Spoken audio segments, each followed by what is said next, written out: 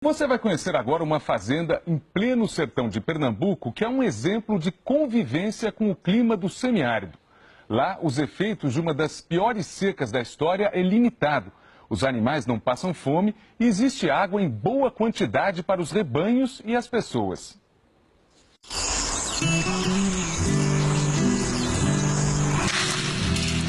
Vida e morte.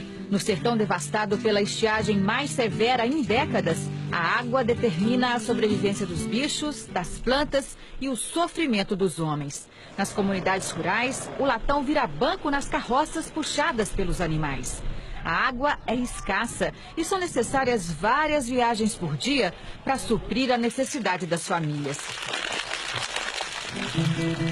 Mas no sertão do Pajeú, um rastro verde corta a paisagem esturricada pelo sol. Lá embaixo está o leito do riacho Carapuça, que corre nos tempos de chuva.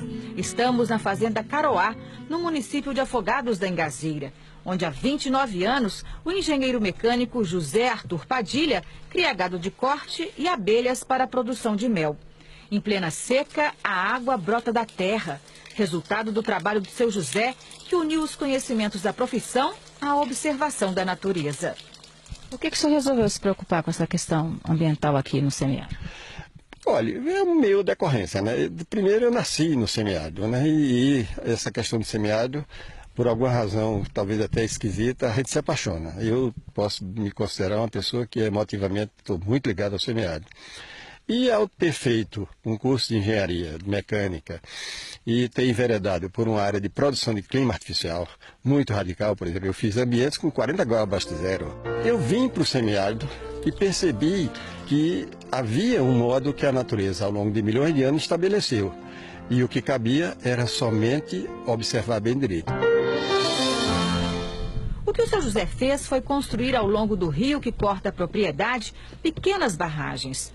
Note que elas são curvadas, como meia-lua. Ao todo, são 350. O conceito das barragens é muito simples. Em todo o leito do rio, da nascente até a foz, são construídos diques de pedra de margem a margem. São arcos posicionados de modo que a parte côncava fique virada para a foz do rio.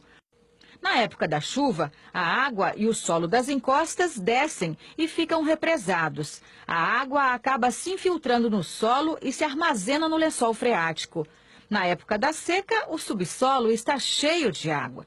Para captá-la, é preciso construir unidades de armazenamento como essa cacimba de pedra.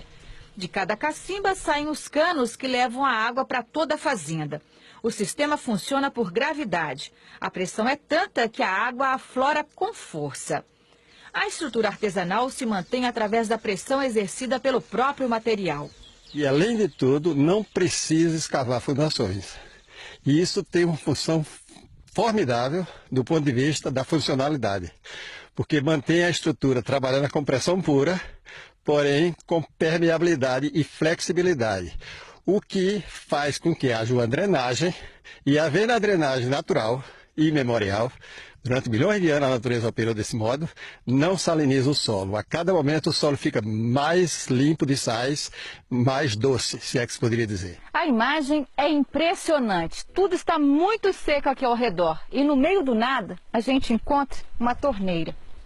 E é só abrir para ver a água jorrar com muita pressão.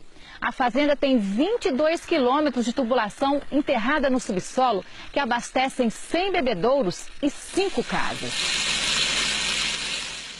As barragens impedem que a camada fértil do solo seja levada pelas enxurradas e promove a regeneração do terreno, além de guardar a água infiltrada no subsolo. O resultado é que não falta alimento para os animais nas áreas úmidas. O gado encontra capim ao longo das barragens. Até as abelhas que sumiram do semiárido podem ser vistas aqui, abastecidas pelos bebedouros. E os animais silvestres da caatinga, como essa raposa, ficam a salvo da sede e da fome. O sonho do sertanejo é construir um laboratório de estudos e divulgar essa experiência para outras regiões do sertão. A lição é perguntar à natureza e conversar com ela e aplicar toda a racionalidade que nos fez chegar ao avião, ao celular, à internet e juntar isso de uma maneira bonita e solidária e, por que não, ter esse sonho Um sonho que pode ser bom para todo mundo sem ser ruim para ninguém.